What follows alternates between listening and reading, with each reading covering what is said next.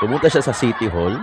Ayan, kausap niya yan, may meeting, nagtatawanan pa. A gentle reminder that you promise Manileños accountability, not unity. Paano na ngayon sisingilin ang kasalanan ng mga congressman? Ito ni Congressman Joel Chua, I believe humingi ng tawad to. Hindi naman pwedeng si Isko eh. Tiwala ko kay Yorme Isko Moreno gaya ng pagtiwala ko kay Tatay Digong na tinaas niya yung 10 senador niya noong 2025 election. Hindi ko naman kilala yung mga yan eh. Di ba? Hindi naman natin kilala sila personally. Atty. Vic Rodriguez, Hinlo, Philip Salvador, Senator Marcoleta. Hindi naman... Alright, what's up mga kayon? Welcome back! Pero siyempre dito lang sa Joe Malone TV para sa issue ng bayan nating pag-usapan. Pasok ka na, DJ! Di kami natatakot sa katotohanan. Boses ng masaaming pinapakinggan. Joe Malone TV, issue ng bayan, ating pag-usapan.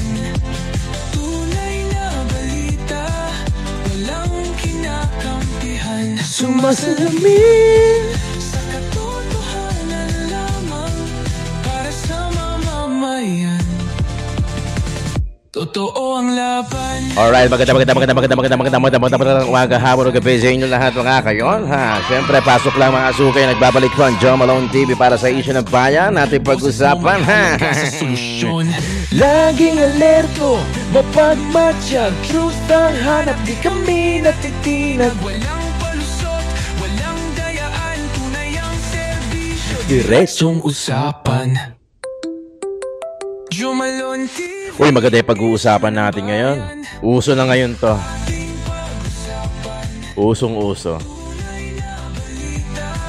Isang maulan. Mamaya na nga.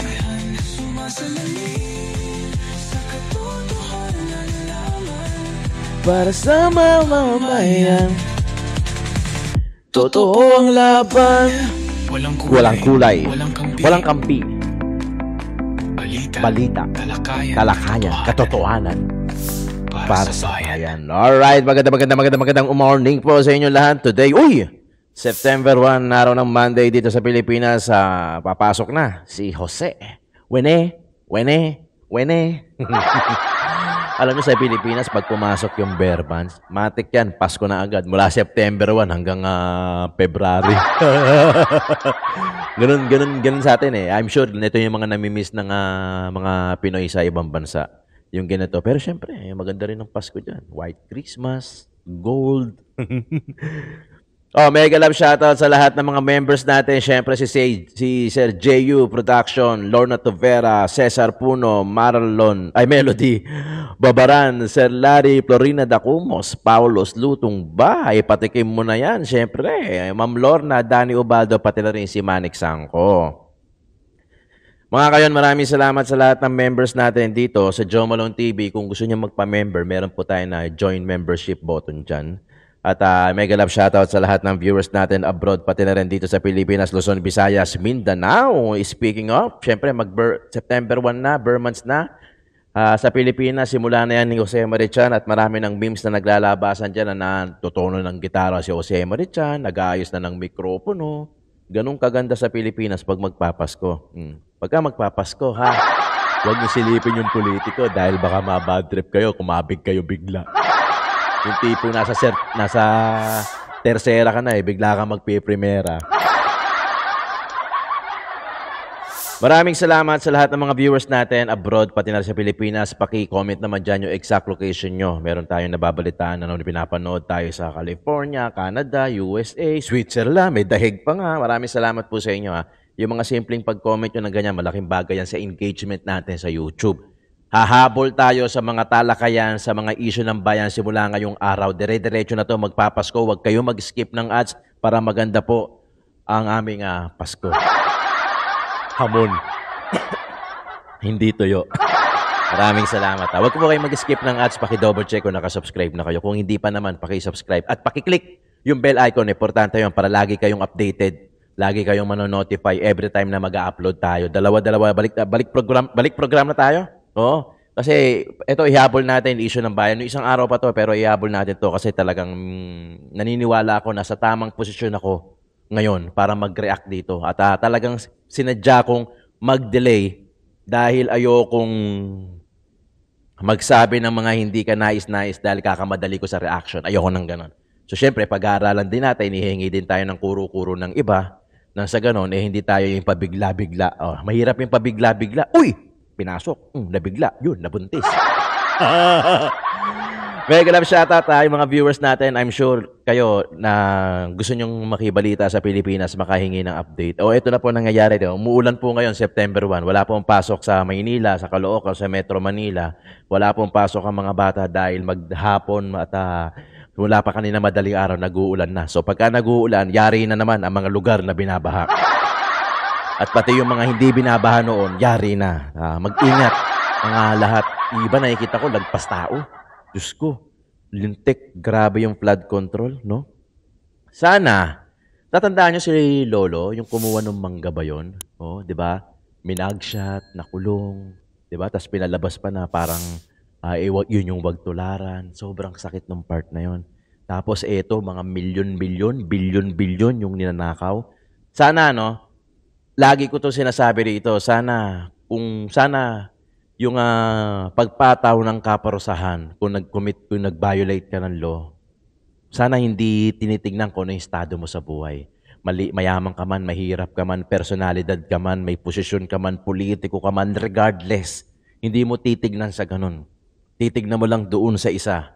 Nag-violate ka ng law, paparusahan ka. Dapat doon lang, hindi yung may due process sa mga mayayaman, sa mga politiko. Tapos pagka sa mga simpleng mamamayan, walang due process. Sistensya agad. Di ba? Sobrang sakit nun. Sobrang sakit nun. Pahigop lang paisa lang kasi ang lamig eh. Game, simulan na natin to. Simulan na natin. Ito pong proyektong to, nagsimula po to noong 2020 pa. No? Nung hindi pa po ako ang congressman noon, at that time, ang congressman po dito ay ang dating Vice Mayor Yul Serbo, kung saan meron din pong proyekto na itutuloy dyan. Kaya lang, ito po ay foundation lamang, hindi po na ituloy dahil kakulangan po ng pondo. At that time, mayor po siya at pinayagan po niya. So, hindi ko po alam na kung bakit ngayon ay sinasabi niya na illegal ito dahil alam naman po niya na kami naman po ng mga congressman, ang trabaho po namin ay mag-request lamang ng mga proyekto ng ganito. At kung meron man pong mga kinakailangan na i-comply, ito po dapat, ang tinatahulan niya ay ang DPWH. He's referring to Nakikita ko po dito, PR stunt. Diba? Tapos na po ang eleksyon. Dapat mag-move on na po tayo. Bakit ko iimbestigahan yung sarili ko? Ito, may masabi lang, daldal lang ng daldal to. Tapos na po ang palabas. Alam po ninyo, unang-una dapat malaman po muna ninyo kung ano po itong proyekto na tinatayo po dito. Ito po ay isang community center. Ang laman po nito, dito po, meron po tayong dialysis center, meron po tayong espasyo para sa mga senior citizen at meron po tayong nilagay dito na halfway house. Ngayon, ano po itong halfway house?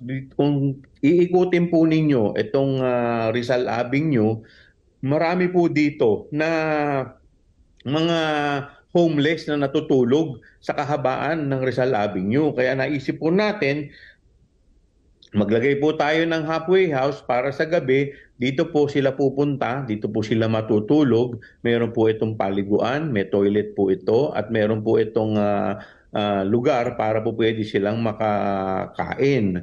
Ngayon, bukod po dito, meron pa rin po itong recreational center at naglagay din po tayo dito ng police station na lahat po naman ay inaayos natin. Kaya ito po sa totoo lang, ang makikinabang po dito yung mga kadistrito ko. Pero ang nangyayari po ngayon, ang dinedeprive po niya ay yung distrito ko ng mga programa na makabuluhan. Kung ako ba kakampi niya, tingin mo ba mangyayari yan?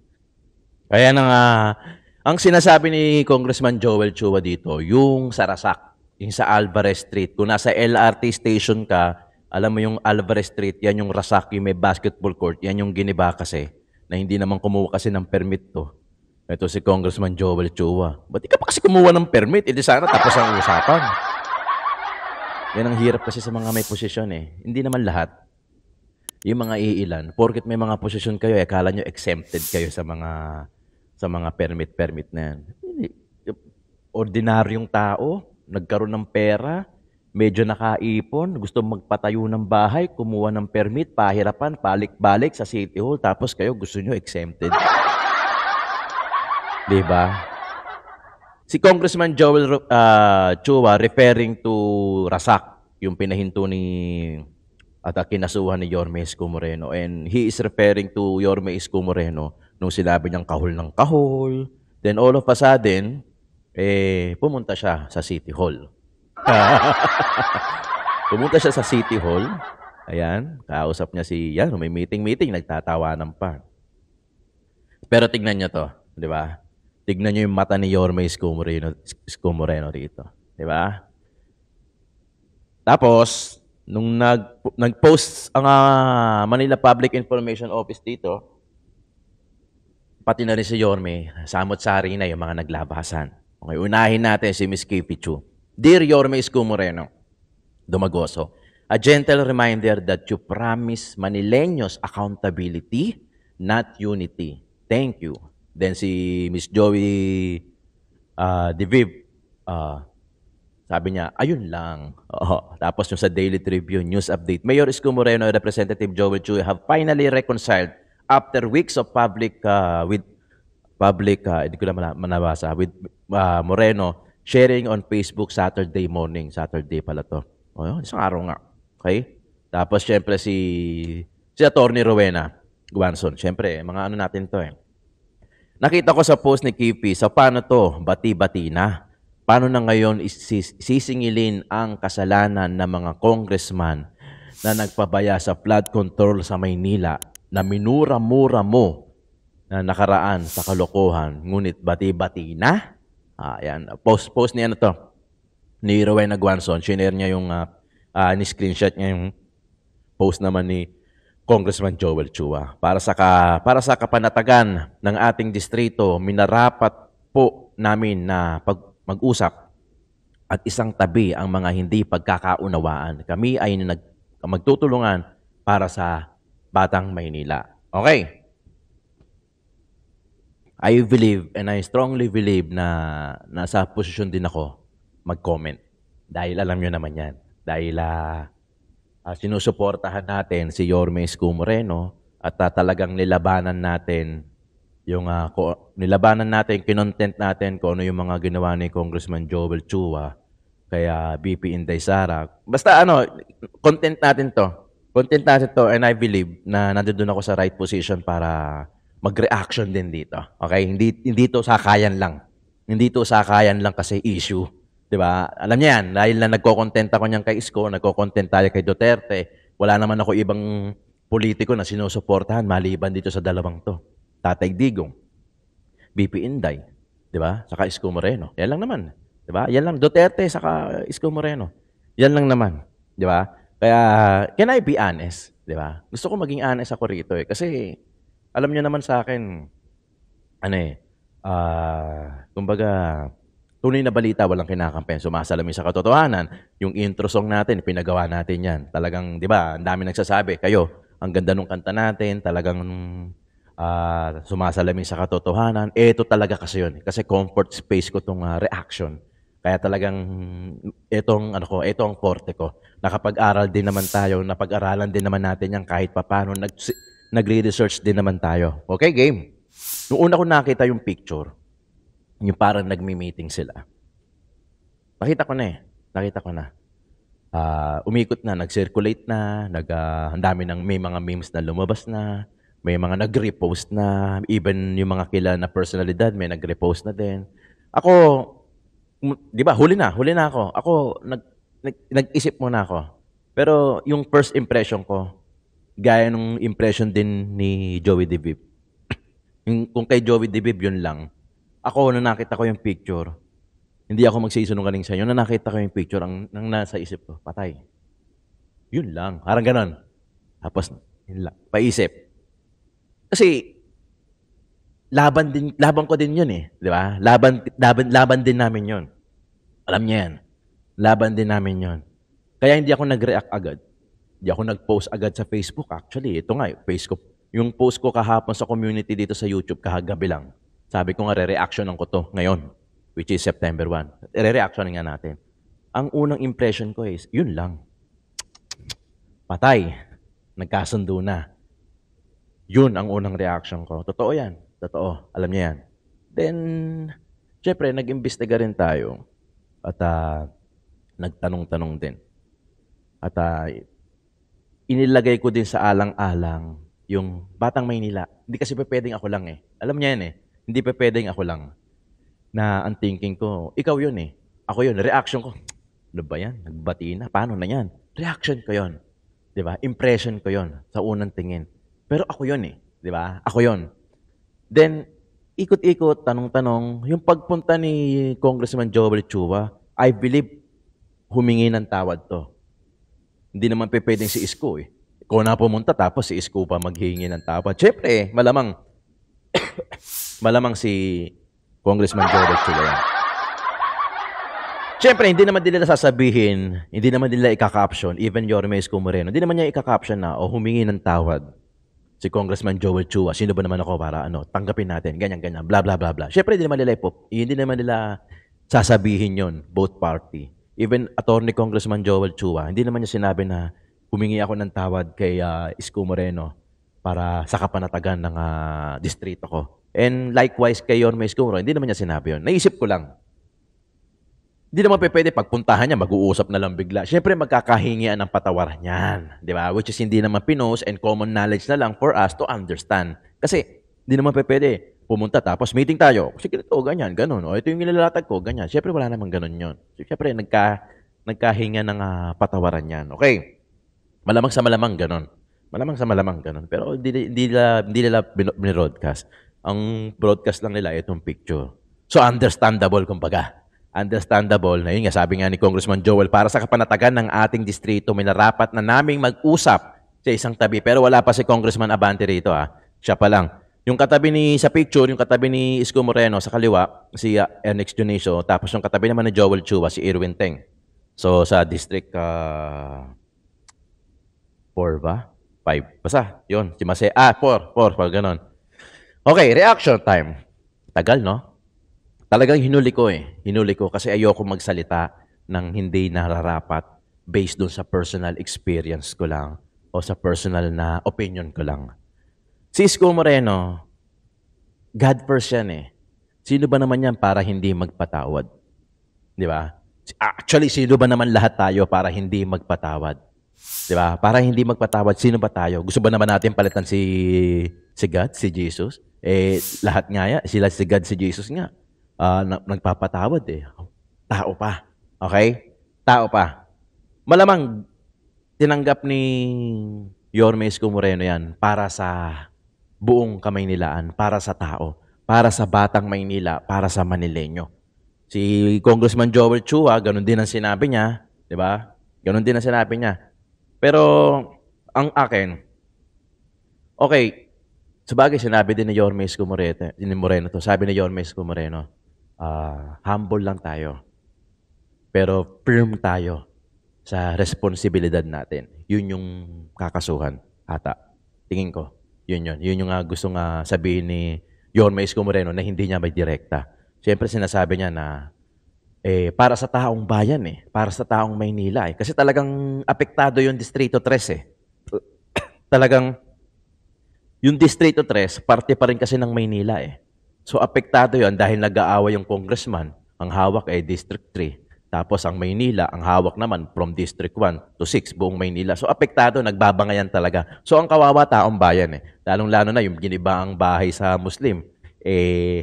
Hindi ko naman tropa yon pero syempre mga kapatid nating Muslim yon. So, dapat kasi naiaayos, hindi nadadamay. Di ba? Hindi nila kasalanan dahil wala silang malipatan. At kasalanan kasi ng gobyerno na hindi sila inayos. Diba? Yun yung sa District 3, yung ginigiba, yung Barangay 647. Distrito ni Benny Abante yun sa East. Pero parte pa rin siya ng San Miguel ng Maynila So, Pati yung barangay na pinagiba ni Yorme na wala namang permit na hindi ko maintindihan. Bakit hindi kumuha ng permit? Kasi to, simpleng-simple lang naman. Congressman Joel Chua, ba't di ka pa kumuha ng permit? Di ba? Yun ang sabi. Di ba? Hindi ka kumuha ng permit, natural, gigibain. Sana kinuha mo man lang ng permit. So, yun kasi ang problema eh. Hindi nagkakausap-usap eh. Sa nagkakadamayan. Binash to. Itong dalawang to.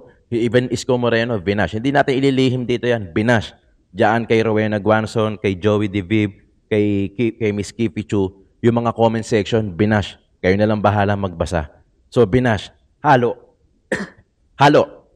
May iba na okay yan, sinasabi. At least nagkasundo yung dalawa para sa Kamaynilaan sa Batang Manileño. Yung iba naman, pera-pera lang yan. Yan na naman sinasabi. O paano na, even Rowena Guanzon nga, di ba, may mga reminder. So paano to, bati-bati na? Paano ngayon sisingilin ang kasalanan ng mga congressman na nagpabaya sa flood control sa Maynila? Pero ang sinabi kasi ni Yorme Isko Moreno, malinaw eh. Humble lang tayo, pero firm tayo sa responsibilidad. Feeling ko yun. Yung feeling ko lang feeling ko yun, yung kaso-kaso na yan, di ba? Siyempre, kailangan nilang harapin yan. Kaso yan. Lagi ko nga sinasabi dito di ba? Bakit yung mga ordinaryong tao kumukuha ng permit? Bakit yung mga ilan na congressman exempted sa pagkuha ng permit? Basic, standard operation procedure, hindi kayo makakuha ng permit. Di ba? Tapos, sana, yun nga, no? Sana same lang yung level ng pagpataw ng justice. Even sa, kung ano man regardless kung ano man yung estado mo sa buhay. Yung good example nga natin, yung lolo di ba? Kumuha ng mangga dahil walang makain, nakulong, na mugshot. Bakit pagka mga politiko, yung mga sangkot, yung mga nagnakaw ng bilyon-bilyon sa flood control, ang due process, tapos ang tagal. Tapos pagka mahihirap, mabilisan lang. Sana, di ba? Parang gaya na sinabi ni kukunin ko lang yon, yung tanong ni Jessica Soco, kung may pag-asa pa ba yung Pilipinas. Meron naman. Basta ang ilagay natin sa posisyon, yung talagang merong malasakit sa tao. Di ba? Totoo yan. Otherwise, walang mangyayari sa atin. Di ba? Walang mangyayari sa atin. Ito nga, nangyayari dito kay Isko Moreno sa kay Congressman Joel Chua. Mabait kasi si Yorme. Talagang mapagpatawad talaga si Yorme. Kasi humble talaga Pero syempre, kailangan firm din sa responsibilidad. Yun nga yung sinabi niya na firm din sa responsibilidad. Kailangan talagang diretso, makasuhan yung dapat makasuhan. Kasi yun naman talaga yung dapat. Firm. Ika nga di ba? Firm talaga. Hindi sana matatapos dito yan. Although nababash tong dalawang to, kasi hindi naman natin, ako nga, yung first impression ko, kaya talagang huli ako nag-react talaga Even though nag-circulate na siya sa social media, ako huli ako nag-react. Kasi hindi pwede kong sabihin lang yung nararamdaman ko Di ba? Kailangan i-consider din natin yung pwedeng maapektuhan, yung pangkalahatan ba?